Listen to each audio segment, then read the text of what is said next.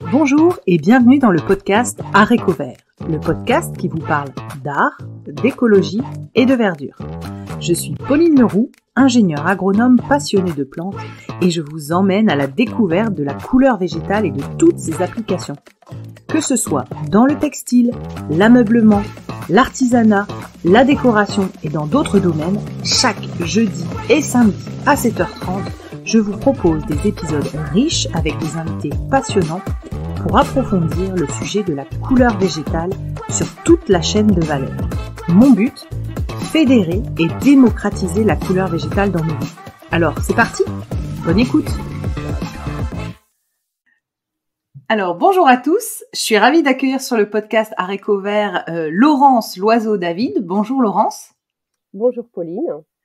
Alors Laurence, j'ai eu la chance de lire votre livre et votre livre qu'on va citer, donc Impression végétale, cyanotype, écoprint et tatakizomé.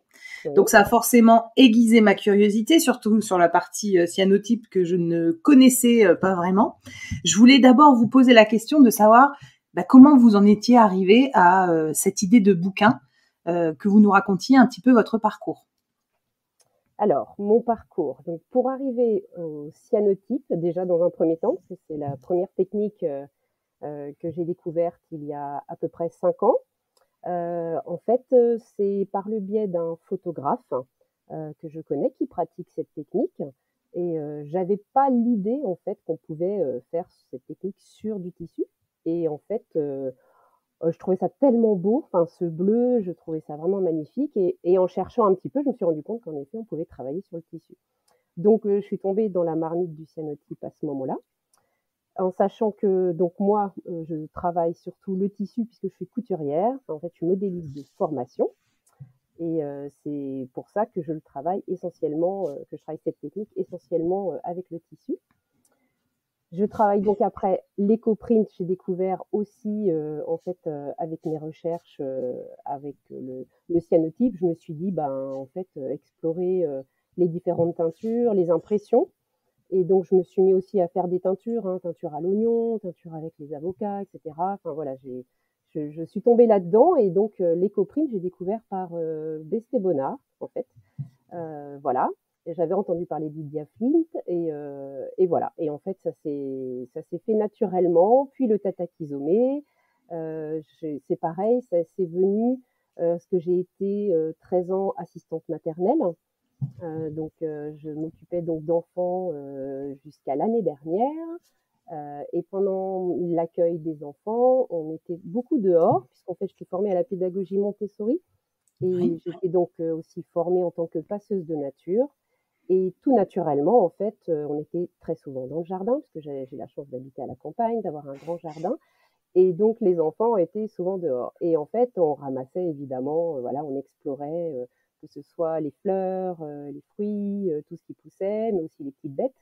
Et naturellement, on en est venu à se dire que ces fleurs, elles faisaient des couleurs. Et j'ai fait un peu des recherches. C'est là que j'ai trouvé le fameux tatakizomé, donc le martelage de plantes.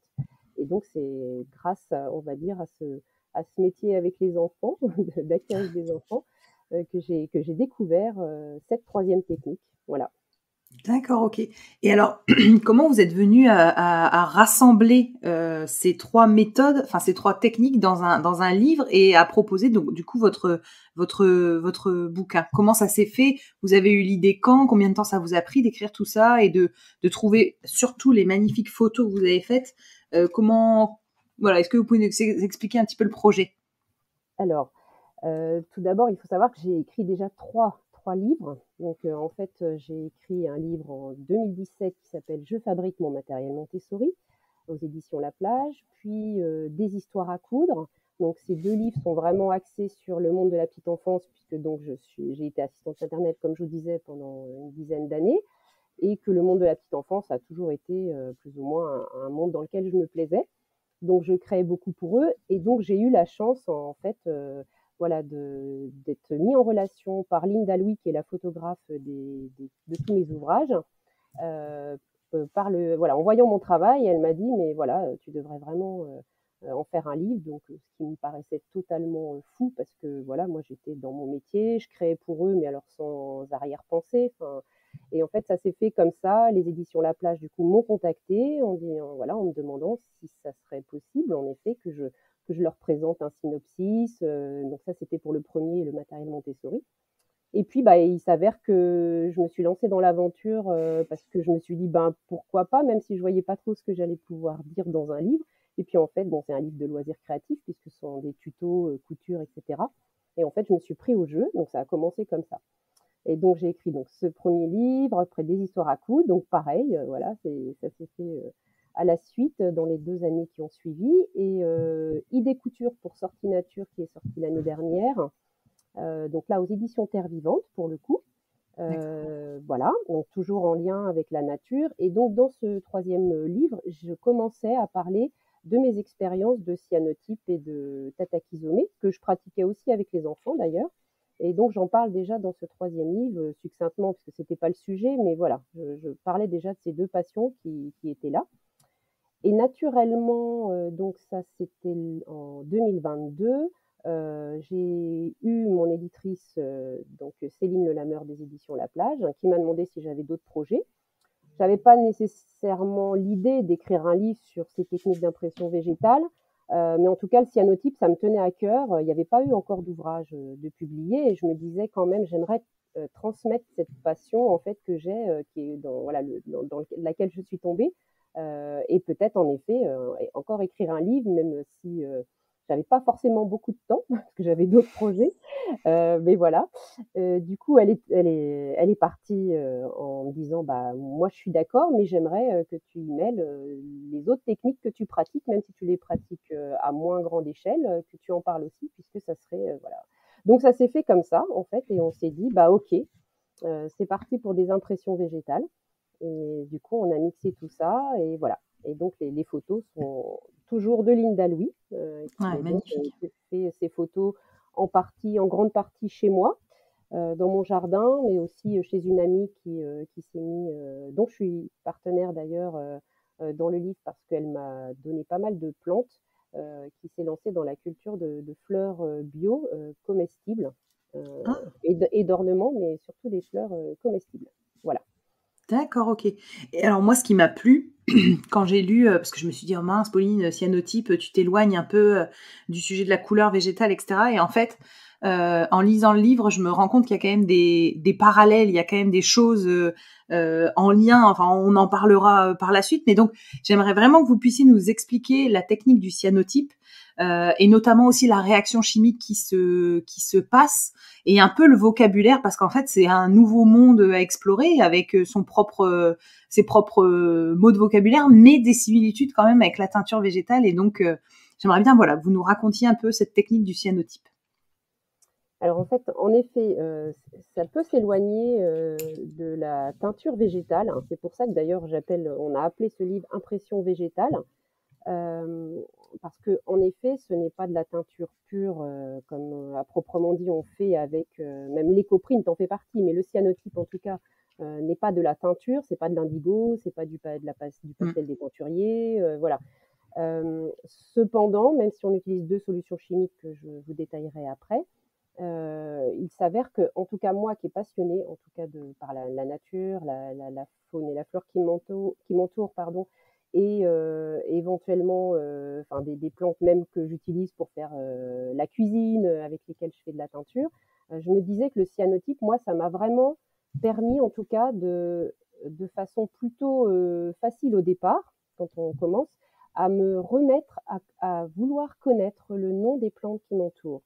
Et je me suis dit, au-delà de l'aspect de la teinture ou de l'impression, je me suis dit que c'était quand même hyper important, et je le voyais bien avec les enfants que j'accueillais notamment, que tout de suite on avait besoin de nommer et de dire, tiens, alors je mets cette plante, mais oui, mais quelle est cette plante? On a une empreinte, on a un négatif, on a un positif, puisque c'est ce qui se passe avec le cyanotype, puisque c'est un procédé photographique. Et du coup, je trouvais ça hyper intéressant et hyper enrichissant de pouvoir relier le cyanotype au monde du végétal et donc de nous-mêmes, hein, de nous relier un peu plus à ce qui nous entoure. C'est pour ça que je conseille souvent de pratiquer d'abord avec les plantes qui nous entourent pour se réapproprier un petit peu même les fameuses mauvaises herbes, etc., qui font des magnifiques empreintes parce qu'elles ont des contours. En fait, c'est vrai qu'avec le cyanotype, par exemple, on va pas parler, on a toujours le bleu de Prusse, qui soit plus ou moins prononcé. Mais ce qui est intéressant, en fait, c'est la forme. Voilà, Ouais. donc on va aborder le végétal d'une autre manière. Mais du coup, je trouve que c'est quand même, il y a un parallèle, en effet, qui est intéressant avec la teinture végétale sur le fait qu'on se réapproprie le végétal et qu'on essaye de lui donner du sens, de le protéger, de le respecter. On ne cueille pas n'importe comment quand on prélève, etc. D'ailleurs, j'en parle dans le livre, de la façon dont on cueille, la façon dont on va pouvoir conserver, puisque le cyanotype, ça permet aussi quand même de pouvoir se faire un joli herbier. Quand on commence un Oui. petit peu à, voilà, à être passionné et tout, on commence à, voilà, à collecter, à garder un spécimen de chaque, à le nommer, à regarder là où on l'a trouvé, etc. Et du coup, je trouve ça hyper intéressant de pouvoir se relier au végétal de cette façon-là. Voilà. Alors Ouais, après, pardon. ouais, pardon, c'est ce que j'allais dire, c'est l'anatomie de la plante en fait. C'est moi quand je voyais vos dessins, c'est bête hein, mais je me disais ah ouais ça je sais ce que c'est et en fait pareil quand je regarde même ne serait-ce que là sur la couverture, on arrive à identifier les plantes quand même quand on est passionné voilà par leur anatomie et les singularités des feuilles découpées et les trucs. Donc oui, j'entends bien votre approche par rapport aux plantes. Pardon, je C'est vous ai ça. coupé. Non, non, je vous en prie.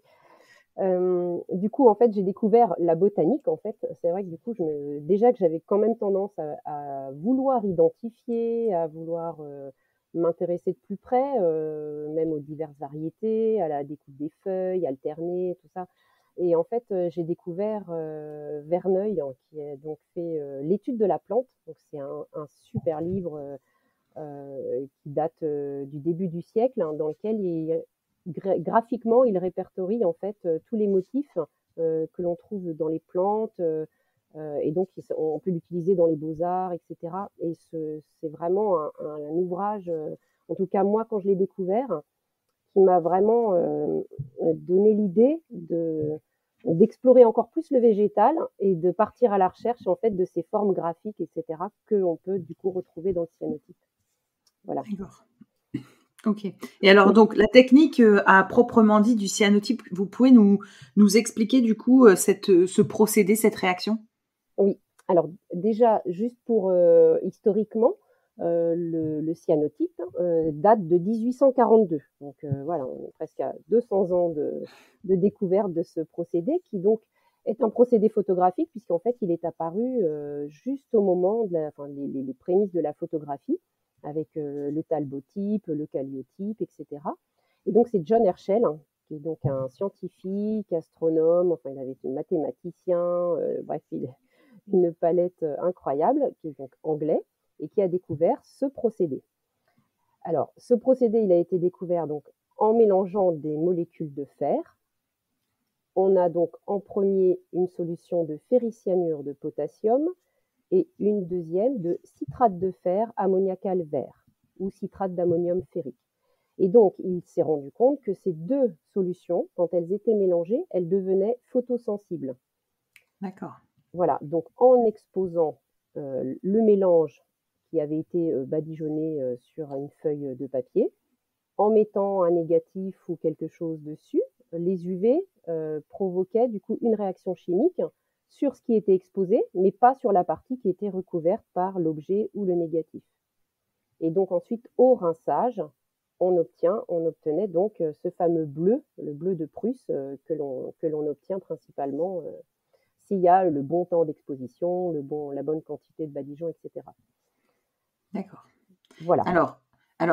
Donc c'est deux solutions qu'on vient mélanger ensemble. Et vous avez dit on badigeonne. Donc par exemple, euh, pour se représenter, c'est sur la feuille qu'on vient badigeonner la solution et on la pose sur un support. Comment ça fonctionne? Alors en fait, les solutions, donc déjà à la base, ce sont des poudres. Donc on peut maintenant évidemment acheter des kits avec des solutions qui sont toutes diluées, mais à la D'accord. base, ce sont des poudres que l'on peut donc acheter en poudre et diluer nous-mêmes. Donc ça, il y a les proportions voilà, que j'indique d'ailleurs dans mon livre.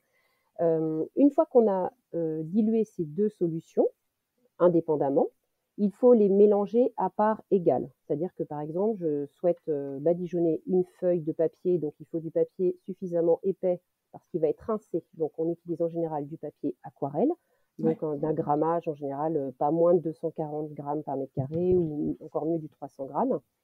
Et donc, ces deux solutions, on va par exemple prélever 2 millilitres de ferricyanure de potassium, 2 millilitres de citrate de fer ammoniac calvaire, et on les mélange dans un récipient à autre, évidemment, et on va touiller de façon à bien mélanger les deux solutions.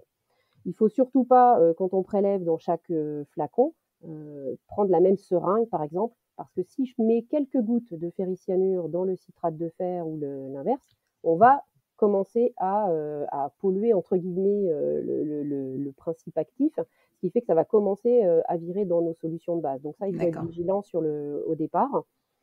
Et donc, une fois qu'on a bien mélangé nos solutions, donc tout ça, en général, on le fait à l'abri des UV, puisqu'en fait, une fois que c'est mélangé, les UV peuvent agir assez vite. En fonction de la saison, il faut être vigilant. Et donc là, quand je dis on badigeonne, donc c'est un badigeon ou un couchage, c'est-à-dire qu'avec un pinceau ou un rouleau, on badigeonne cette solution qu'on a préalablement mélangée sur notre support. Et donc, sur le papier, il n'y a pas besoin, en effet, d'énormément de solutions, puisque le papier ne boit pas énormément, justement, sur du papier aquarelle. On peut mettre plusieurs couches, en effet. L'idée, c'est qu'on en mette une couche, et si on veut faire jouer sur les textures, même les effets, c'est-à-dire on n'est pas obligé d'en mettre partout. Enfin, voilà. Donc après, ça, c'est un choix, artistique ou pas. Et du coup, voilà, on laisse sécher ce badigeon dans le noir, dans l'obscurité, avant de faire notre composition, en fait. Donc ça, c'est les premières étapes, on va dire, de manipulation. Donc je précise quand même que ça reste des solutions chimiques. Donc on se protège les mains. C'est quand même mieux de mettre des gants, voilà.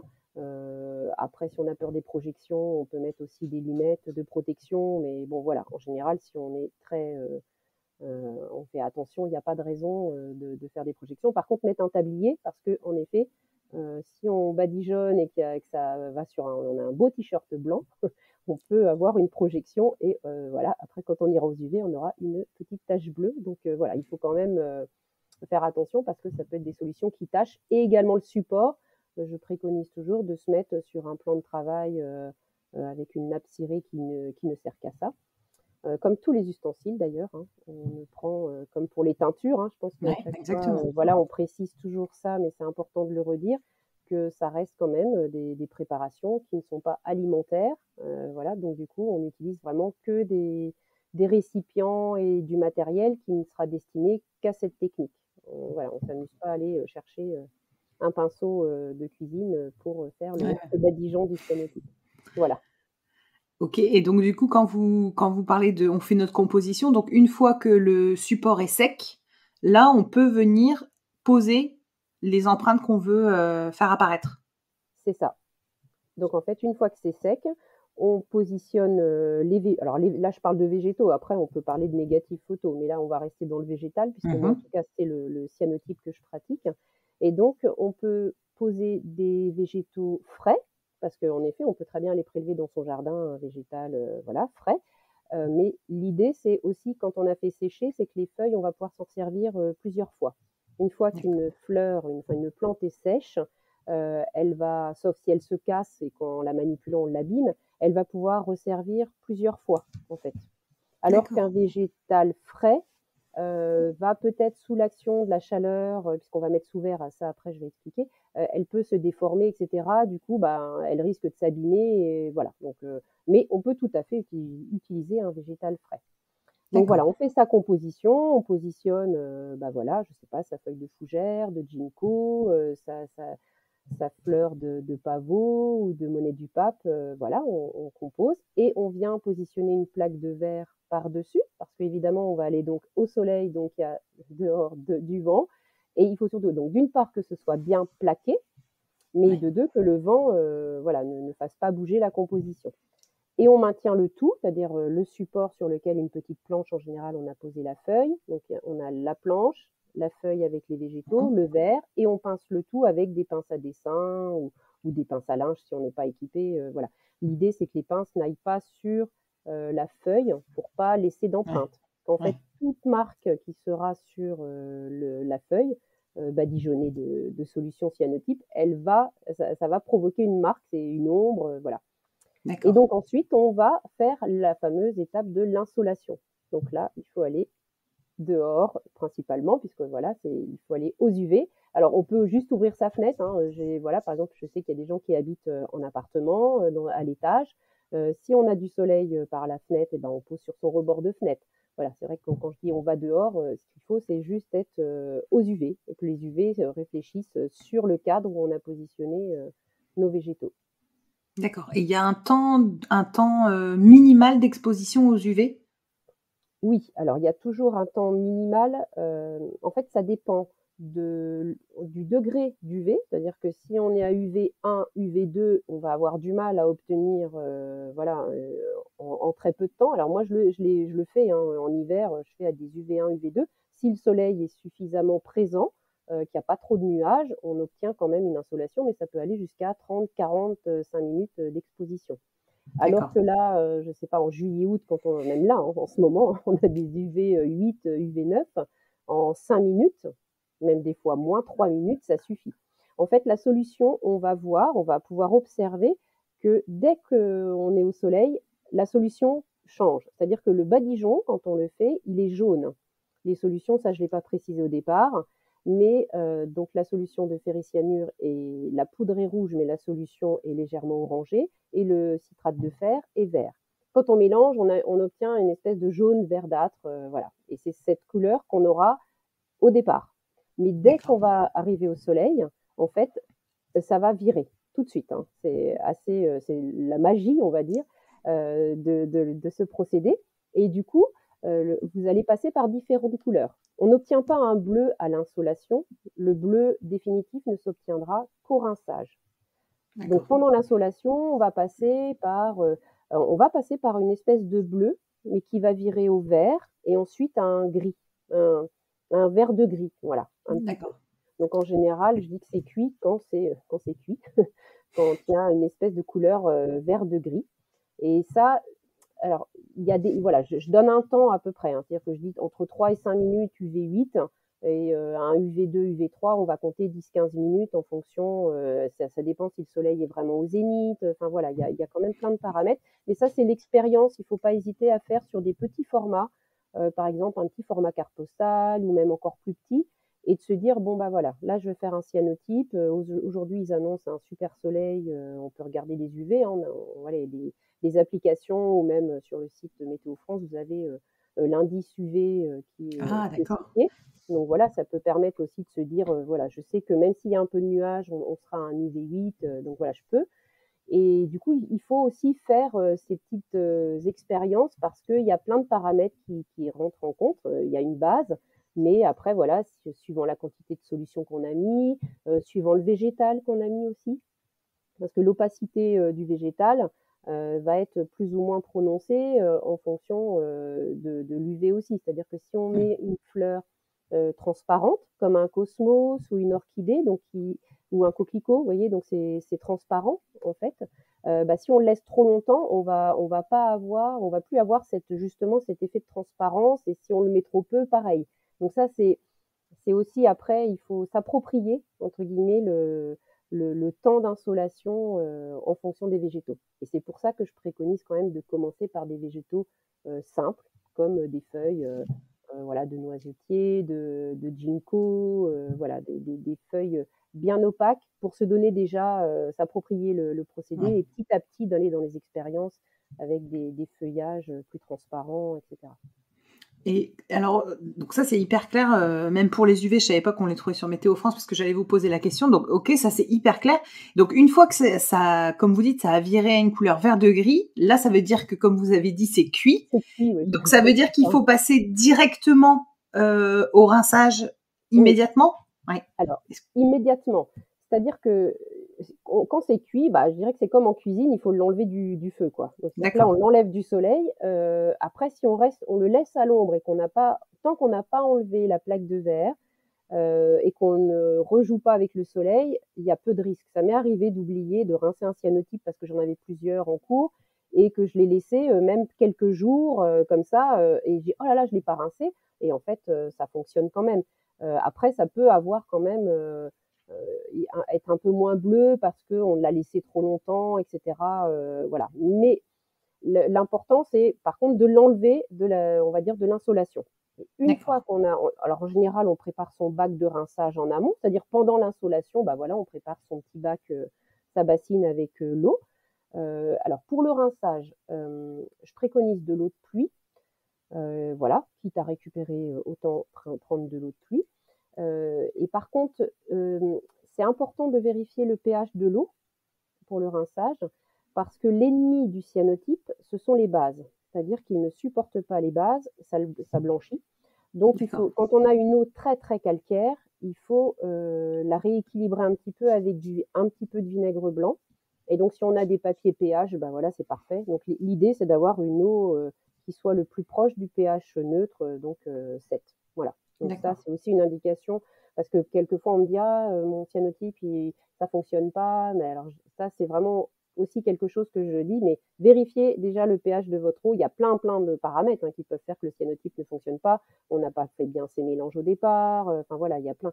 Mais l'eau, on n'y pense pas souvent, mais ça peut être aussi un facteur de réussite plus ou moins forte à la fin. Voilà. Et D'accord. surtout que le rinçage donc, va révéler le bleu de Prusse, mais va permettre de fixer aussi. C'est-à-dire qu'on n'utilise pas de fixateur autre pour le cyanotype, comme dans d'autres procédés Mhm. photographiques. Il n'y a pas de fixateur là. Donc c'est vraiment le rinçage qui va du coup arrêter en gros le processus, et qui va donc enlever tout le surplus de solution qui n'a pas été insolée.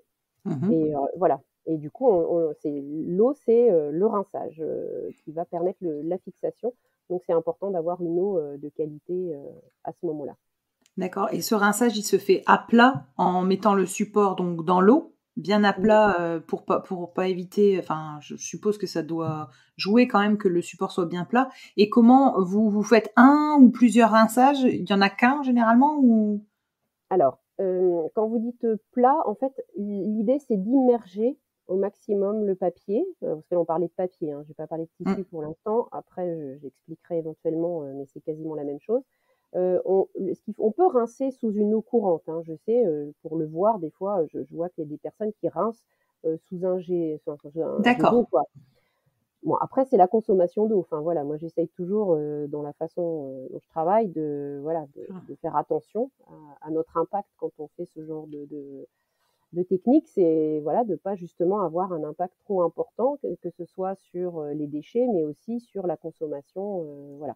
Donc, en effet, l'idée, c'est d'avoir au moins 2 bacs de rinçage. C'est-à-dire que dans un premier bac de rinçage, on va enlever vraiment tout le surplus de solution qui était, par exemple, parce qu'on a enlevé, hein, ça je ne l'ai pas précisé, mais bon, ça me paraît, c'est évident, c'est qu'on a enlevé la plaque de verre, on a enlevé les végétaux et on rince que la feuille. Et du coup, sous les végétaux, bah, évidemment, on a toujours cette solution jaune, puisque du coup, elle n'a pas été insolée. Donc, c'est ça qu'on va devoir rincer, et rincer le reste qui va être du coup fixé. Et donc, on va immerger dans un premier bain qui va permettre d'enlever vraiment, l'eau du coup va se colorer, hein, forcément, elle va devenir jaune-verte. Et l'idée, c'est qu'il n'y ait plus du tout, enfin que l'eau soit claire. Donc pour qu'on sache si le cyanotype est réellement bien rincé, il faut procéder à minimum un deuxième rinçage. Je peux même dire qu'un troisième, c'est souvent bien. Sur du papier, en tout cas, ça se rince relativement vite. Parce que justement, comme j'expliquais au départ, le papier ne demande pas beaucoup de solution. Comparé au tissu, qui est une matière donc très absorbante, il va falloir 4, 5, 6 fois plus de solution que sur du papier. Donc forcément au rinçage, on va avoir plus d'excédent qui ne va pas avoir été insolé. Donc on va avoir une eau qui va être très chargée très vite. Donc là, il D'accord. faut vraiment très très bien rincer. Et alors une question, pareil que je me pose moi quand on fait de la teinture végétale, vous faites quoi de vos eaux de rinçage? Est-ce qu'il y a des précautions à prendre pour est-ce que ça peut repartir dans la canalisation? Est-ce qu'il y a un traitement à faire? Est-ce qu'il faut neutraliser le bain? Comment vous faites pour justement pas polluer, on va dire, avec les eaux de rinçage?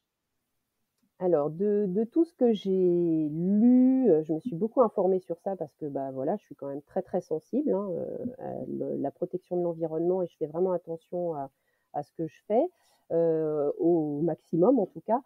Donc en fait, les eaux de rinçage, c'est à petite échelle en tout cas. Évidemment, quand on est, je dirais pas industriel, mais en tout cas quand on commence à en faire des grosses quantités, il faut faire attention là où on les rejette. Déjà, surtout pas vers les milieux aquatiques. Donc ça, c'est un principe de base. On ne rejette pas à côté d'une rivière. Voilà, oui, en tout cas, en plus, il y a des poissons, etc. Donc surtout pas. On peut rejeter dans les eaux usées.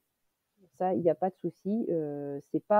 C'est pas toxique pour l'homme et l'environnement en tant que tel, à petite dose. Voilà, des petits bacs de rinçage artisanaux, ça n'a pas d'impact. Mais par contre, si on commence à faire vraiment des grosses quantités, moi, ce que je fais quand je fais par exemple des journées cyanotypes, je laisse décanter en tout cas ma première eau de rinçage, qui celle qui va être la plus chargée. Donc, je mets dans des bidons, je laisse décanter. Donc, il va y avoir une poudre qui va retomber au bout de quelques jours au fond. Et là, du coup, je filtre et au pire, je garde cette poudre que j'emmène en déchetterie ou dont je me sers parfois parce qu'elle elle devient bleue, forcément. Et on peut s'en servir éventuellement pour refaire, c'est comme un pigment, en fait, je dirais, pour faire de l'écriture comme de l'aquarelle, en diluant un petit peu avec de l'eau, etc. D'accord. Mais l'idée, en fait, c'est vraiment de ne pas rejeter. Alors, par exemple, c'est tout bête, mais ne pas rejeter à côté de si vous rejetez dans votre jardin. Moi, j'ai un grand jardin, donc il y a des endroits où je sais que je vais pouvoir rejeter une faible quantité d'eau de rinçage sur de l'herbe, mais je ne vais pas aller dans mon potager ou vers mes plantes aromatiques. Hein. Voilà, il faut quand même. Ça reste des solutions chimiques. En sachant que le citrate de fer ammoniacal vert, c'est un conservateur en fait qui est très utilisé dans l'alimentaire. Donc en fait, il n'a vraiment aucune incidence. Le ferricyanure de potassium, évidemment, il est un peu plus toxique, surtout en inhalation, et il ne faut pas l'ingérer. Voilà, ça reste une solution qui est quand même qui pourrait être toxique, et surtout qui ne doit pas être mélangée, par exemple, à la soude, enfin ou à la javel. Ça peut vraiment. Alors, il n'y a aucun risque quand on fait du cyanotype d'avoir de la javel à côté de soi normalement, mais je préfère le préciser parce que c'est quand même un paramètre à prendre en compte, c'est qu'il ne faut pas mélanger le ferricyanure de potassium à de la javel, parce que là, c'est vraiment un gaz, comme souvent avec la javel, hein, voilà, il ne faut pas respirer les vapeurs et ça peut être très dangereux. Voilà. D'accord, ok. Donc on a vu tout le process jusqu'aux eaux de rinçage, c'est très bien parce que je trouve que c'est important de savoir où on évacue ce qu'on a comme déchets entre guillemets. Alors le premier parallèle que j'ai vu entre le cyanotype et la teinture végétale, c'est le fait que vous pouvez aussi nuancer. Alors on dit ça en teinture végétale, mais vous dites ça dans votre livre, c'est prendre des virages ou dériver, etc. Vous pouvez aussi nuancer un cyanotype réalisé. Et j'aimerais bien que vous nous racontiez un peu comment vous faites en changeant la teinte du coup qui est obtenue. Oui. Alors, je vais juste finir pour le processus du cyanotype. On a vu le rinçage, mais après, il y a le séchage. En fait, c'est que je me dis qu'il y a aussi le séchage. Donc, en fait, on le fait sécher tout simplement à l'air libre, soit sur un étendoir, hein, un tancarville ou ce que vous avez avec des pinces, en faisant attention de ne pas faire de marque avec les pinces. Ou sur un fil à linge dehors, vous tendez une ficelle entre deux arbres. Ce qu'il faut, c'est éviter de le faire sécher en plein soleil au départ. Voilà. Donc ça, c'est juste pour la question du séchage. Et juste une précision sur le fait que le bleu va réellement se fixer. On va donc découvrir le bleu pendant le rinçage. On peut l'accentuer légèrement dans la dernière eau de rinçage si on trouve qu'il n'est pas assez bleu, avec quelques gouttes d'eau oxygénée. Voilà, parce qu'en fait, c'est le contact à l'oxygène qui va intensifier le bleu. Et donc, c'est pour cette raison qu'il faut attendre 24 heures pour voir le séchage définitif. Et le bleu optimal, donc, est vraiment fixé au bout de 24 heures. Donc, en fait, souvent, on se rend compte qu'on se dit, ah là là, il n'est pas assez bleu. Et en fait, quand il est séché le lendemain, on se dit, ah bah non, en fait, il est parfait. Voilà. Et ça se régénère si jamais vous l'avez laissé trop au soleil, parce que c'est pas fait pour être conservé au soleil, comme beaucoup de teintures végétales d'ailleurs. Enfin, comme d'autres teintures végétales, on laisse pas au soleil parce que ça peut abîmer le soleil, même la lune d'ailleurs. L'avantage du cyanotype, c'est que quand vous le remettez dans la pénombre, il se régénère.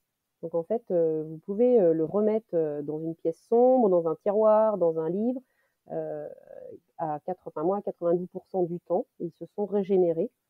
Même des fois, ça peut prendre du temps sur du tissu, par exemple. Mais en fait, on revient au bleu qu'on avait au départ. Ah, c'est fou. Voilà, Ouais, d'accord, ok. voilà. Donc ça, c'était juste la précision, voilà. Ouais, non, Donc, mais importante. Et du coup, vous séchez à plat ou pas? Par exemple, est-ce que vous recommandez? Il y a rien qui coule en fait. Le bleu ne peut pas couler. non. Donc en fait, que ce soit à plat ou vertical, finalement. Alors en fait, l'idée, c'est qu'il n'y ait quand même pas de gouttes. C'est justement pour ça qu'il faut bien rincer en fait. C'est que si on a mal rincé et qu'il y a encore des solutions, légèrement la solution de base, là, vous pouvez avoir des taches. En fait, c'est souvent pour ça qu'il y a des fois des taches et qu'on se dit: «Ah là là, j'ai pas réussi», mais c'est juste le rinçage qui fait que du coup, en plus après au séchage, forcément les petites gouttes, elles vont se mettre dans les zones de blanc et on va avoir, des différences, bon. Bon, après, cela dit, moi, je trouve que ça peut être aussi joli, hein, c'est pas, au niveau esthétique, c'est encore autre chose.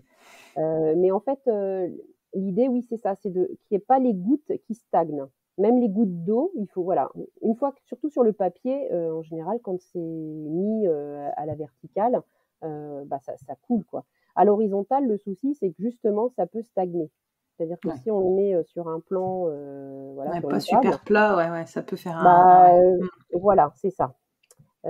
Et puis, il ne faut pas s'inquiéter pour le fait que le papier puisse gondoler, parce que évidemment, même si c'est du papier aquarelle qui est assez épais, on peut avoir cette idée, bah, voilà, c'est gondolé, etc. On peut le mettre très bien sous presse après, ou repasser, moi je le repasse sans vapeur, avec quelque chose dessus, un linge, et en fait, notre cyanotype revient tout à fait droit, quoi. Enfin, voilà, il y a pas, D'accord. voilà. Ok. Donc, Donc du pour coup, revenir aux dérivés, aux dérivés et aux ouais. virages, voilà. Oui, alors ce que j'appelle virage, donc, bah, c'est donc faire virer la teinture, entre guillemets, l'impression. Donc, le fameux bleu de Prusse, on peut le virer en optant pour des solutions. Bah alors, alors, je vais essayer d'être claire, soit on utilise des tanins. Voilà, moi j'aime bien utiliser des tanins pour virer, qui va du coup donner des couleurs sépia, voilà, un petit peu vieillies. Voilà, ça fait des espèces des vieilles photos. Enfin, je trouve ça super, ça se marie très bien avec le cyanotype. Et donc les tanins, bah alors les tanins, on les trouve voilà, comme dans la couleur végétale. On peut très bien prendre du tanin de chêne, hein, avec de la noix de Galles. On peut utiliser même avec du mirabolan. Enfin, il y a plein de tanins. Mais aussi le thé, tout simplement. Si Mm. vous avez du thé, du café, bah, vous faites infuser du thé. Donc il faut qu'il soit infusé fort, hein, voilà. Du café, c'est pareil. Faut pas hésiter à mettre 2 sachets pour une tasse à peu Mm. près, pour qu'il y ait quand même un virage qui s'opère. Et donc, à la suite d'avoir fait le cyanotype, il suffit donc de mettre dans ce bain plus ou moins longtemps. Il faut observer, c'est-à-dire que c'est pareil, c'est pas une science exacte. On regarde la façon dont ça vire, et on ne laisse pas 2 heures dans le bain, parce que même si c'est du papier aquarelle, voilà, c'est pas fait pour être 2 heures dans de l'eau quand même.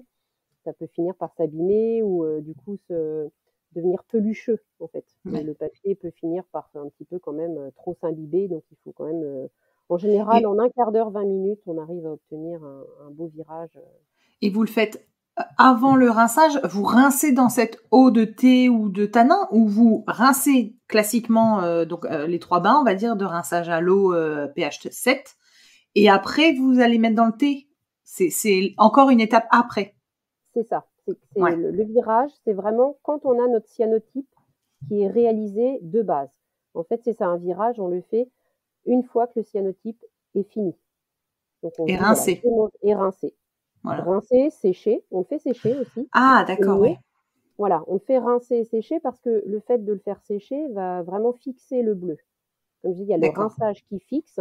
Et puis, bah, comme il est déjà mouillé, il va pas forcément bien se réimprégner. Donc moi, je sais que je préfère le faire sécher.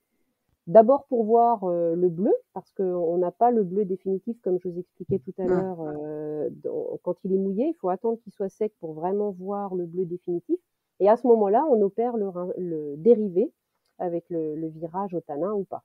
Voilà. Ouais, c'est top, hein. Je vois votre exemple avec le virage à la noix de Galles avec une monnaie du pape, c'est hyper beau. Enfin, franchement, et je savais pas du tout qu'on pouvait changer les couleurs. Enfin bref, donc ça c'était top. Et je voulais aussi, pour aiguiser la curiosité de certains, vous avez parlé dans votre bouquin de variantes au cyanotype avec notamment le wet cyanotype ou l'anthotype. Est-ce que vous pouvez nous raconter un petit peu ces variantes-là? Oui, alors le wet cyanotype, donc comme son nom l'indique, c'est du cyanotype mouillé. Donc en fait, il y a, il y a pas vraiment de règle. Je vais expliquer en fait le principe, mais après, je dirais que c'est de la cuisine. Tout à l'heure, je disais que l'insolation, c'était cuit. Je compare souvent le cyanotype à une espèce de cuisine, mais un peu comme les teintures végétales, en fait. C'est ça. C'est ça, c'est quand même pas mal de similitudes. Donc en fait, le wet cyanotype, c'est on va avoir le même processus au départ, c'est-à-dire qu'on va préparer notre cyanotype, notre badigeon, on va le faire sécher, et c'est au moment de la composition ou avant l'insolation qu'on va rajouter donc de l'eau, c'est-à-dire qu'on va mouiller le cyanotype, on va mouiller le papier et on va pouvoir rajouter ce qu'on a envie. Alors pas des produits dangereux, hein, mais du vinaigre, on peut mettre du gros sel, et ça sous l'action des UV, avec le fait de l'avoir remouillé, parce que sinon le papier va cuire en fait avec l'insolation. Donc c'est pour ça qu'on le mouille aussi, parce que l'idée c'est de le laisser. Pour le coup, on va le laisser longtemps. C'est-à-dire qu'on va pas le laisser 10 minutes ou un quart d'heure comme je l'ai préconisé au départ. Là, le wet cyanotype, on pourra le laisser 2 heures. Voilà, on D'accord. va le laisser vraiment bah, tant qu'il est mouillé, limite, je dirais. Voilà. Après, on peut vraiment, c'est pareil, il faut faire ces petites expériences. Et du coup, avec ce wet cyanotype, à la fin, quand on se dit, bon, bah voilà, là, ça fait des espèces d'auréoles, on peut mettre des épices aussi qui peuvent teindre, etc. Et du coup, on peut mettre, je sais pas moi, on peut mettre des pigments même qu'on a dans sa teinture végétale. Hein. Enfin, si on a envie, même du Ah, campêtre, super. etc. On saupoudre et puis on peut obtenir des petites taches de couleur en fait. Et donc l'idée, c'est que pareil, après on rince son cyanotype dans différents bains. Et donc là, on va par contre, on va se rendre compte que du coup, comme la solution a cuit longtemps, au soleil, du coup, on aura moins dans le rinçage, on aura moins de déchets. C'est-à-dire qu'on n'aura D'accord. pas, voilà, le maximum de solution aura vraiment, vraiment été absorbé par le soleil, en fait. D'accord. Donc, du Ok. coup, voilà. Donc, le wet cyanotype va donner des effets, comme je disais tout à l'heure, donc, ouais, des espèces de taches, un petit peu, des effets moirés, plus ou moins bleus. On va avoir des nuances. Enfin, c'est vraiment, voilà. Bon, là, évidemment, à l'oral, c'est compliqué d'expliquer pour une photo pour ça. Faut regarder le Et livre. Faut regarder le voilà, il livre. faut regarder le livre et puis après, bah, c'est ça. Il faut être curieux et en faire. Voilà, moi, j'en ai fait plein avant de parce que ça se maîtrise pas vraiment le wet cyanotype. C'est vraiment très aléatoire. Le résultat, on peut pas se dire j'aimerais obtenir ça. Voilà, Mm. on peut se dire ça et tendre vers ça, mais on peut pas être sûr du résultat parce qu'en effet, une fois qu'on a mouillé, mis les essences qu'on a voulu mettre et qu'on a remis le verre et qu'il y a l'insolation qui se passe, ben, en fonction des végétaux et ce qu'on a mis, ça passe en dessous, ça passe au-dessus, enfin avec l'eau, tout ça. Enfin, et moi, je trouve, pour le coup, c'est ça que je trouve magique, en fait, c'est qu'on ne sait pas forcément ce qui va se Ouais, c'est passer et imprévisible. voilà, quel résultat. Donc, voilà, ça, c'est assez Super. sympa comme dérivé. Et l'anthotype, alors, du coup, qu'est-ce que c'est? Alors, l'ontotype, donc ça n'a rien à voir, je dirais, avec le cyanotype, mais quand même. C'est-à-dire que là, pour le coup, on n'utilise pas du tout de solution chimique. C'est-à-dire que j'aime bien dire que l'ontotype, là, pour le coup, c'est le cyanotype écologique, quoi. C'est qu'en fait, on va utiliser les sucs de plantes qu'on va concentrer, c'est-à-dire on va ramasser par exemple du trèfle dans son jardin, on va l'écraser avec un pilon, on va donc obtenir une pâte, voilà, une pâte, commencer à avoir du jus peut-être même, voilà, et on va rajouter de l'alcool à 90. En général, on rajoute un petit bouchon en fonction du. On prélève un bouquet à peu près de fleurs fraîches hein, qu'on pilonne et on rajoute un petit peu d'alcool à 90 qui va permettre non seulement de concentrer la solution, mais aussi de pouvoir la badigeonner ensuite et de révéler tous les pigments en fait qui sont dans la plante. Et ensuite on filtre. On filtre avec une compresse, etc. Et on va donc obtenir un jus de plante concentré avec l'alcool. Et ce jus, voilà, après, on va l'utiliser comme le cyanotype. C'est-à-dire qu'on va badigeonner le papier, on va positionner les végétaux quand ce sera sec et on va l'insoler. Par contre, là, il faut être patient parce que pour l'insolation, ça peut être des jours, voire des semaines. C'est-à-dire que voilà, l'insolation va être beaucoup plus lente, c'est-à-dire que le soleil va agir sur les parties donc toujours qui ne sont pas couvertes, hein, c'est-à-dire que vos végétaux vont cacher une partie de la feuille et le soleil va agir autour du végétal. Et on peut dire aussi que c'est l'inverse du cyanotype, puisque là, pour le coup, le soleil va donc détruire les pigments qui sont autour, donc il va reblanchir le papier autour. Ouais. Par contre, quand vous soulèverez votre feuille, par exemple, de ginkgo, eh ben, vous aurez encore la couleur verte, si on a pris du trèfle à base de chlorophylle. Ah ouais, c'est l'inverse. On aura donc le positif, puisque le cyanotype, c'est l'inverse, on a le négatif sous le végétal, et là, on aura le positif sous le végétal, en fait, avec l'anthotype. C'est génial. Et ça, cet anthotype, il a été inventé, alors on dit aussi par John Herschel, l'inventeur du cyanotype. Cependant, moi, j'ai fait quand même quelques recherches et j'ai réussi à trouver que c'était Mary Somerville, alors c'est Mary Somerville, qui a découvert ce procédé donc à la même époque et qui en a parlé à John Herschel, en fait. Et ils ont travaillé ensemble sur ce procédé, en fait. D'accord, il lui a fait publier, parce qu'évidemment, à l'époque, les femmes ne publiaient pas aussi facilement que les hommes. Et donc, c'est lui qui a publié pour elle, mais pas forcément en son nom, ce procédé. Voilà. Donc, j'aime bien rétablir cette repréciser. Il faut rétablir la vérité. Voilà. Ok, super. Bon, alors, du coup, là, on a vraiment... ça donne franchement envie. Hein. Ça donne franchement envie d'expérimenter, clairement. Donc, dans ce livre, on ne parle pas que de cyanotype, on parle aussi d'écoprint. Alors, l'écoprint, on a reçu justement Besté Bonnard sur l'épisode 16, je crois, qui nous parlait d'écoprint. Mais ce que je comprends, c'est qu'en fait, l'écoprint, il y a autant de pratiques que de praticiens, hein, enfin, clairement. Donc, moi, ce que je voulais vous demander, c'est... pour vous, quelles seraient les astuces ou quelle est votre votre astuce de réussite sur l'éco-print, quelques conseils que vous voudriez partager? Alors, je sais pas si, en plus parler après Besté, moi, comment dire, c'est un peu, comment dire, une personne que j'admire énormément pour son travail. Donc, voilà, moi, je me sens toute petite à côté de Besté pour parler de l'éco-print. Après, voilà, moi, j'ai appris par moi-même, hein, pareil, avec des livres, dont le livre de Besté Bonnard, et avec des vidéos, avec les expérimentations, souvent, enfin, quasiment que les plantes de mon jardin. En fait, c'est ça que j'ai voulu mettre en pratique, c'est de faire souvent qu'avec les feuilles de mon jardin ou de mes voisins. Mais voilà, j'essayais de rester locale. En fait, ce que je pense dans l'écoprint, c'est qu'il faut vraiment penser au mordançage. C'est vraiment avoir un bon mordançage pour avoir un résultat optimal. Parce que sans le bon mordançage, même sur du papier, on va avoir du mal à obtenir de belles empreintes. Ça, c'est la première constatation que j'ai faite quand j'ai commencé l'écoprint. C'est qu'il faut être vigilant sur cette étape.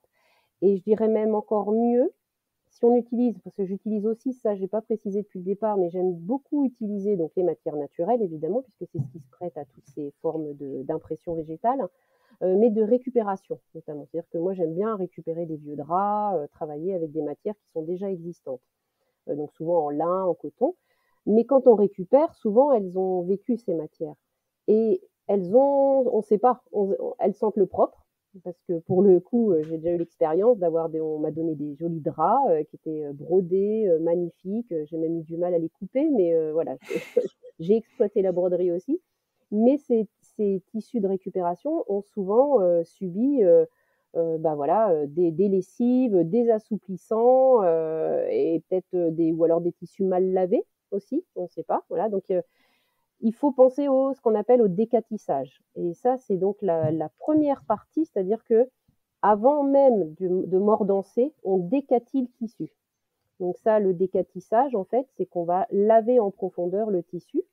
On va lui enlever tous ses apprêts qu'il aura subis, que ce soit des tissus neufs ou des tissus de récupération. Il y a forcément des apprêts, même dans les tissus neufs, hein, comme on sait bien, voilà, malheureusement, qui sont obligatoires. Mais bon, souvent, voilà, c'est aussi en surface, ça enlève la possibilité de faire tenir la teinture ou une impression végétale, parce que voilà, ça fait comme une pellicule sur le tissu, et donc il faut enlever cette couche d'après. Et donc ça, c'est aussi, voilà, pour revenir à une préconisation, c'est ça, c'est vraiment de décatir le tissu de façon à vraiment enlever tout ce qui peut faire une barrière à l'accroche de la teinture, à l'accroche de l'écoprint. Parce qu'en fait, l'écoprint, c'est voilà, c'est la teinture de la feuille, de la plante. Et s'il y a une barrière, bah forcément, on va pas obtenir un résultat optimal. Donc voilà. Ok, donc surtout sur la préparation en amont, nettoyage du tissu et une bonne préparation au mordançage. Mordançage, voilà, ça c'est vraiment deux éléments que j'ai vraiment, dont je me suis rendu compte qu'il fallait vraiment être vigilant. Et puis après, bah, bien choisir ses plantes. Alors après, évidemment, moi, dans mon livre, j'ai fait un tableau des principales plantes qui sont riches en tanins, puisque si on veut avoir des belles impressions, toutes les plantes ne fonctionnent pas, ne vont pas réagir en fonction de leur quantité de tanins. Mais il y a des plantes phares, hein, comme les géraniums, l'eucalyptus, les fleurs, on a le coréopsis, le chêre, enfin voilà, il y a énormément le cosmos sulfureux. Il y a plein de plantes qui sont à notre portée en plus, hein. Enfin, moi, j'aime beaucoup utiliser, par exemple, le marronnier. Voilà, parce que j'en ai un dans mon jardin, un marronnier, le noisetier, vert et rouge. Comme ça, on obtient des différences aussi. Voilà, d'utiliser des plantes locales, je trouve ça aussi hyper intéressant de se dire, on regarde plus nos plantes de la même manière, d'ailleurs, après, je trouve, quand on voit ce qu'elles sont capables de nous apporter et de faire. Donc voilà. Est-ce que vous avez essayé l'éco-print avec des feuilles séchées? Vu que vous utilisez des feuilles Oui. séchées pour le cyanotype, vous avez dit il y a cette particularité-là de récupérer les plantes et qu'on peut faire plusieurs utilisations. Est-ce qu'on peut pratiquer l'éco-print avec des feuilles séchées? Oui, on peut utiliser avec des feuilles séchées. Alors, on peut les utiliser telles quelles, c'est-à-dire que comme elles sont riches en tanins, le fait d'être sec va pas enlever leur. C'est pas comme quand on ramasse des feuilles à l'automne qui sont tombées par terre, qui sont complètement mortes. Voilà, c'est pas des Oui, feuilles mortes. d'accord. Si on les a prélevées et fait sécher alors qu'elles étaient gorgées en tanins, elles vont rester riches en tanins. Mais l'idéal, c'est quand même de les réhydrater. Je me suis rendu compte, ça voilà, j'ai appris aussi. Alors je sais pas, je pense pas que Besté, je sais plus si elle le fait ou pas, de réhydrater ses feuilles séchées, mais il me semble. Je crois, ouais. Je crois qu'elle en avait abordé. Voilà. Et donc après, alors il y a différentes solutions. On peut les réhydrater dans l'eau avec un peu de vinaigre ou avec un peu de poudre d'alun. Voilà, pour les regorger en fait, et être sûr que l'accroche tinctoriale puisse se faire Ouais. vraiment.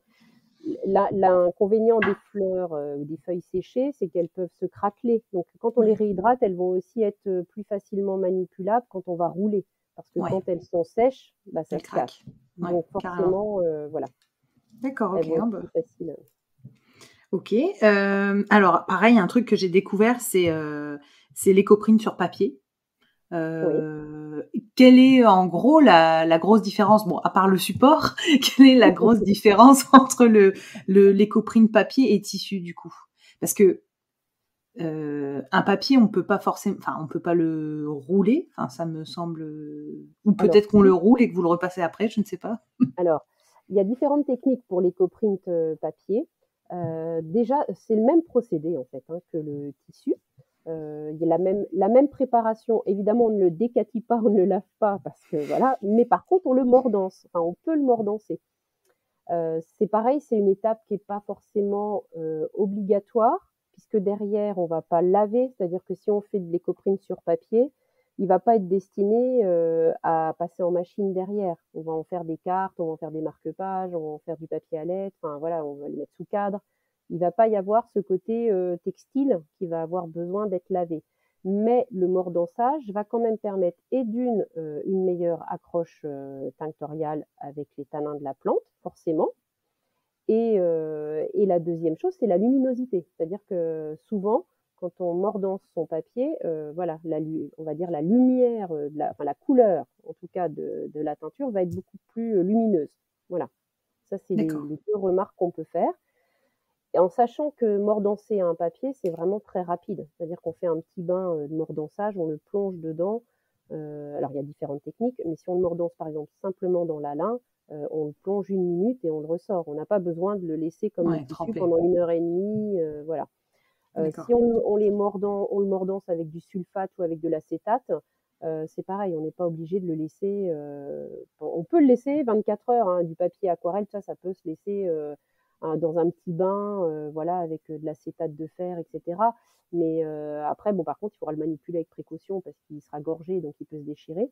Mais c'est pareil, on peut faire un pré-mordançage avec du sulfate ou de l'acétate de fer. Et donc, vous me parliez de rouler. Donc, en fait, moi, j'utilise des boîtes de conserve. Donc, on peut rouler le papier. En fait, on positionne ces plantes et on les pose sur une boîte de conserve. Et après, alors on peut faire plusieurs couches, hein, en sachant qu'elles ne vont Ouais. pas forcément toutes recevoir la vapeur de la même manière.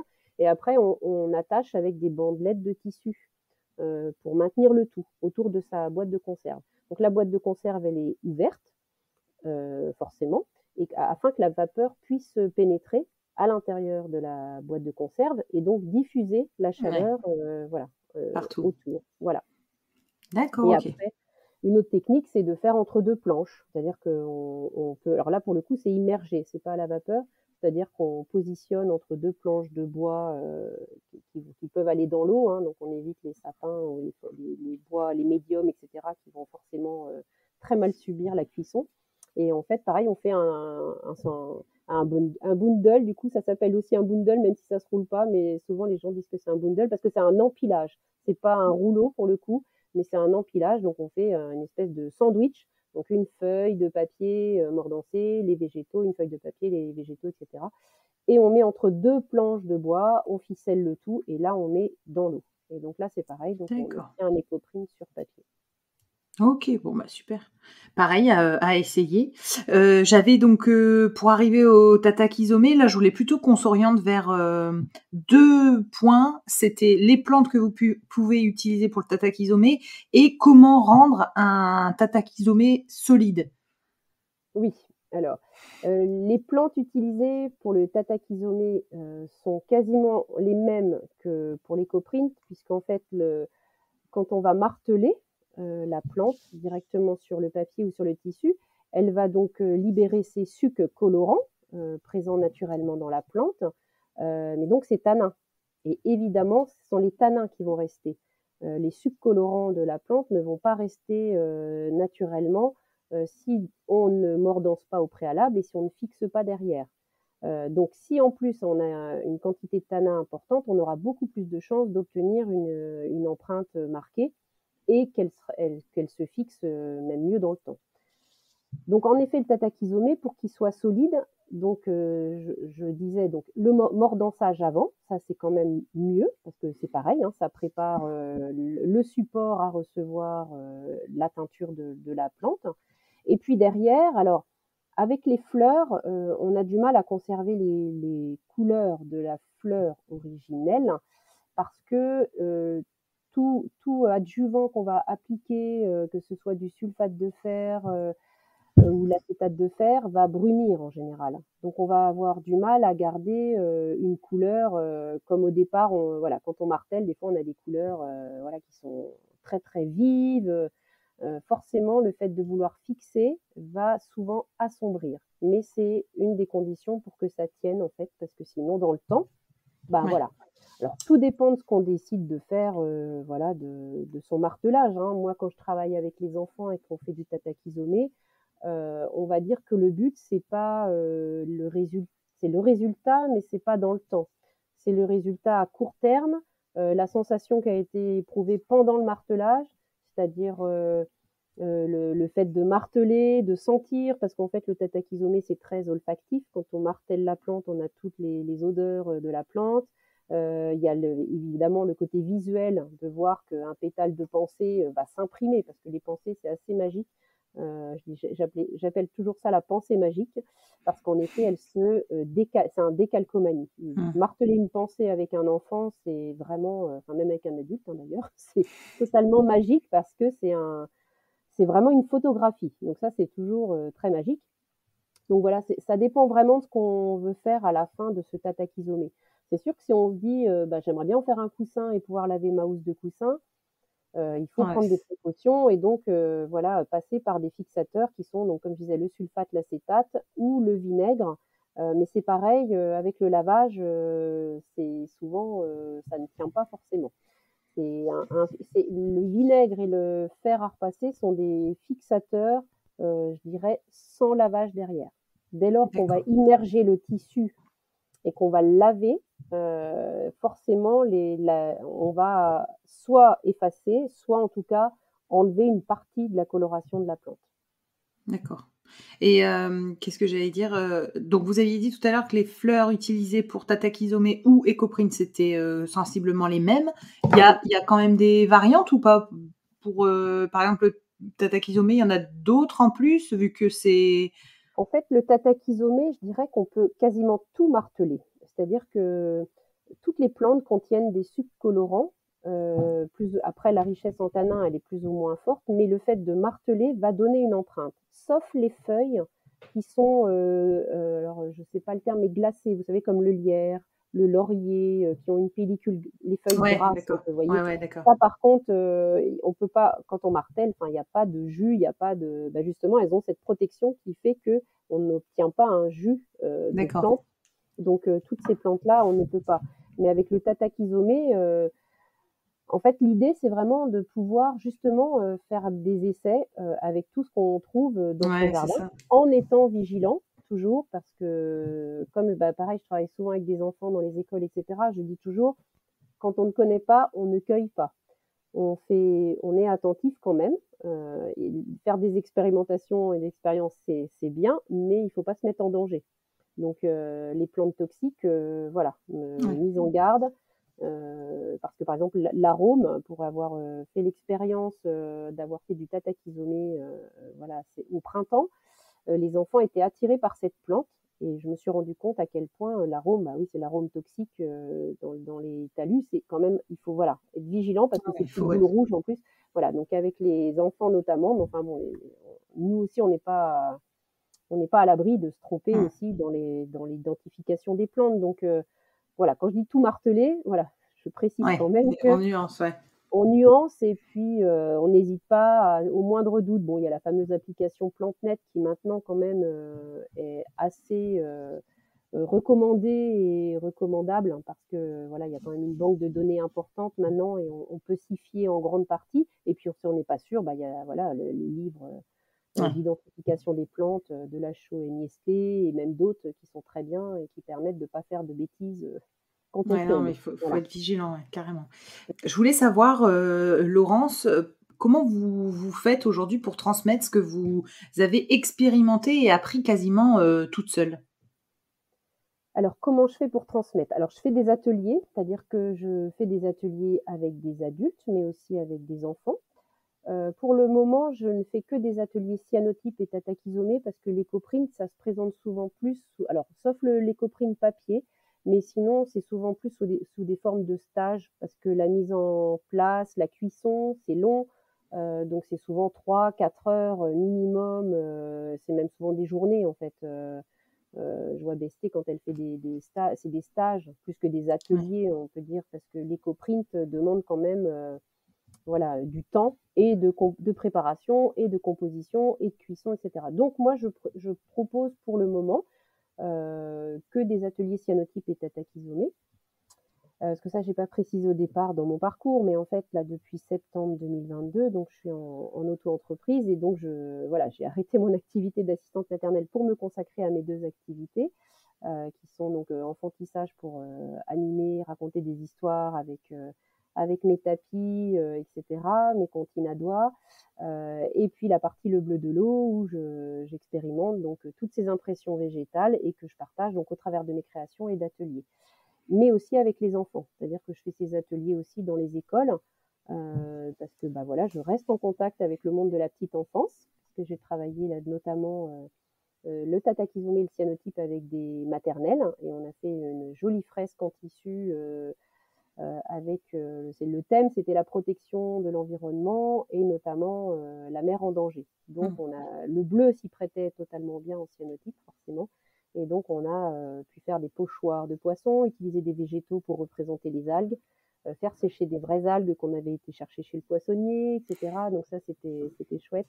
Et donc ils ont reproduit la mer à leur image de façon à sensibiliser tous les parents et les adultes qui allaient regarder cette fresque.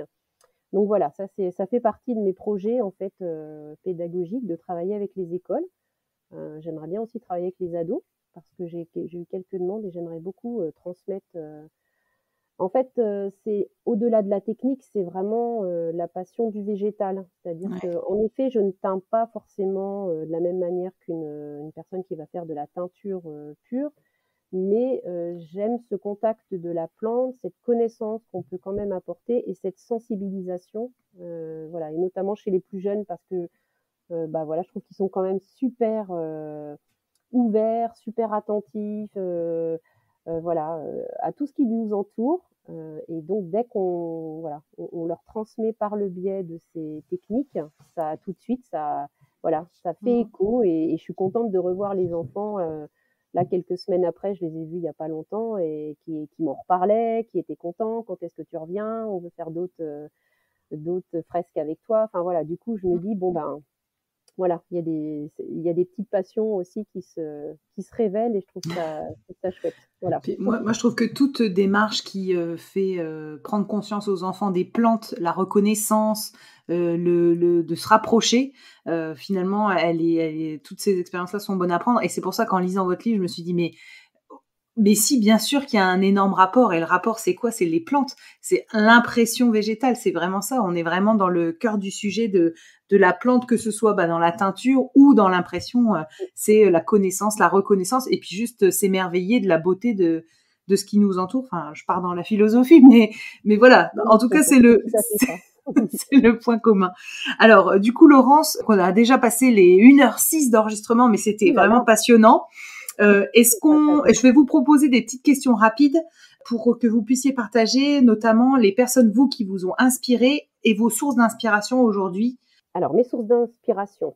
Je citerai comme ça, pour les références cyanotypes, par exemple, Alinéo, Agnès Cléran et Agnès Prieur. C'est beaucoup de A, je me suis rendu compte. Voilà, ça, ce sont vraiment des personnes que j'aime beaucoup leur travail artistique, voilà.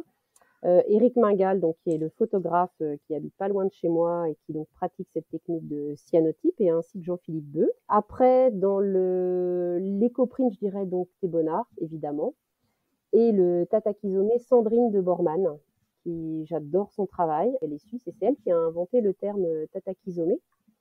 Et vraiment, son travail, c'est magnifique, quoi. Enfin, si vous avez l'occasion d'aller voir son site et sa page, c'est vraiment je vais aller voir parce que vous êtes plusieurs à m'avoir parlé de Sandrine de Bormann.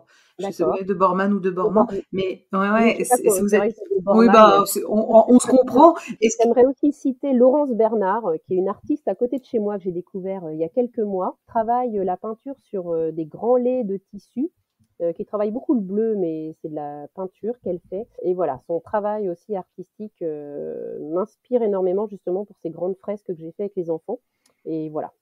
D'accord, ok. Des personnes qui m'inspirent. Est-ce qu'il y a pour vous des gens qui fédèrent autour du cyanotype? C'est une pratique qui est... Il y a un syndicat, mais je veux dire, il y a quelqu'un qui fédère autour de cette pratique-là? Alors, à ma connaissance, non, j'arrive pas à dire qu'il y a quelqu'un qui fédère réellement. Bon, c'est sûr qu'il n'y a pas de syndicat des cyanotypeurs, je ne sais pas comment on les appelle. Après, je dirais que ce qui fédère, en tout cas tous les gens, pour la plupart que je rencontre qui font du cyanotype, c'est cette sensibilisation au végétal. Pour ceux qui font du cyanotype végétal, hein, j'entends.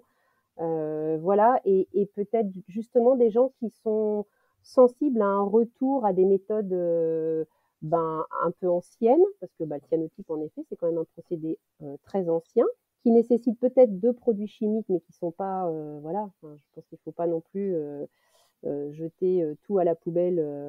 C'est pas forcément totalement nocif, et au contraire. Et donc, ils reviennent à des méthodes d'exploitation plus douces, plus raisonnées, tout ça. Donc, moi, ce que je rencontre, c'est ça. Pour moi, ce qui fédère autour de cette technique, et sûrement des autres d'ailleurs, c'est ça. C'est vraiment le fait de revenir je dirais, à un low, alors je suis très, très nulle en anglais, mais low vegetal couleur. Ouais, d'accord. Ouais, d'accord. Revenir Voilà. aux sources avec les plantes. Ouais. Ouais, d'accord. Si vous étiez une plante tinctoriale, laquelle vous seriez et pourquoi? Eh bien alors, je sais pas réellement laquelle choisir, parce que j'aime beaucoup le coréopsis. C'est vraiment une plante qui m'émerveille, enfin de par sa fleur, et parce qu'elle donne en teinture, en éco-print et tout ça. Mais il y a aussi le pastel des teinturiers, Ouais. que je n'ai jamais expérimenté, enfin que je connais par les résultats, mais moi je n'ai jamais fait. Et le pastel des teinturiers, ou la guêde, j'en ai dans mon jardin, que j'ai semé il y a 2 ans, et que voilà, je la trouve magnifique, mais j'en ai pas assez pour faire encore une cuve. Mais par contre, ça m'attire énormément, ce pastel des teinturiers.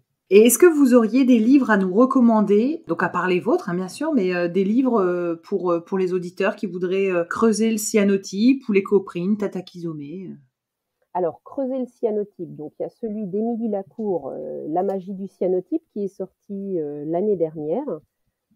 Au moment où j'écrivais le mien, en fait, du coup, c'était chouette. Je l'avais déjà découverte avant, et je trouvais ça chouette qu'elle fasse aussi son livre, son bébé livre cyanotype. Il y a un livre que j'aime beaucoup, qui s'appelle Empreintes de nature, de Brigitte Pouget. Donc là, on va retrouver surtout la méthode du tatakizomé. Elle est fabuleuse au niveau création textile. Donc j'aime beaucoup ce qu'elle fait. C'est très poétique, c'est très en accord avec la nature, avec ce qui l'entoure. Elle a un jardin magnifique aussi, donc j'aime bien ce livre-là. Après, je dirais, il y a Teinture et impression végétale, de Camille Binet-Dezer. Son pseudo, c'est Lilacam. Tout le monde la connaît sous le pseudo Lilacam sur Instagram. Et puis après, il y a le livre qui est sorti aux éditions La Plage l'année dernière, Couleurs et teinture végétale, de Sophie Gesbert. Voilà, ce sont des livres que je recommande. Ah, génial. Bah, écoutez, c'est des nouveaux parce que moi, il y en a aucun qui me parle, donc j'ai dû. D'accord. Parce Donc qu'après, c'est top. j'aurais cité évidemment Besté-Bonnard, son livre sur Que j'ai l'éco-print, là. Do It Nature, mais je me doutais bien qu'il faisait déjà partie Oui. je pense. Hein. Non, mais c'est bien parce que d'avoir des nouveaux livres. Ouais, non, je suis hyper contente. C'est top. Ok, parfait. Et du coup, ma dernière question, Laurence, c'est à qui vous aimeriez passer votre micro? Alors, j'aimerais bien, je ne sais pas si elle va être d'accord, je ne lui ai pas demandé son avis, mais c'est une personne que j'ai rencontrée il y a peu sur les réseaux, et avec qui je commence un petit peu à partager. On s'est échangé nos livres. Donc moi, je vous le montre parce que voilà, mais on en reparlera peut-être. Fabriquer son matériel d'art. Et c'est Lucie Broisin-Choche, hashtag la pigmentière.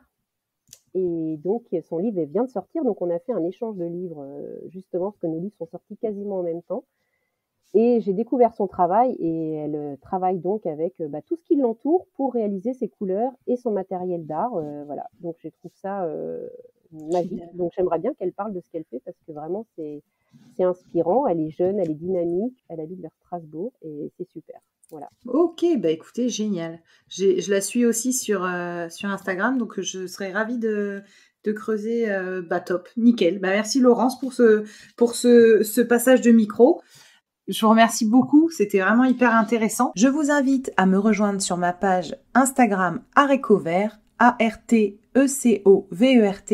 pour y découvrir le nom des prochains invités. Je me permets de vous rappeler que la seule manière de soutenir ce podcast est de le noter et le commenter sur la plateforme d'écoute de votre choix.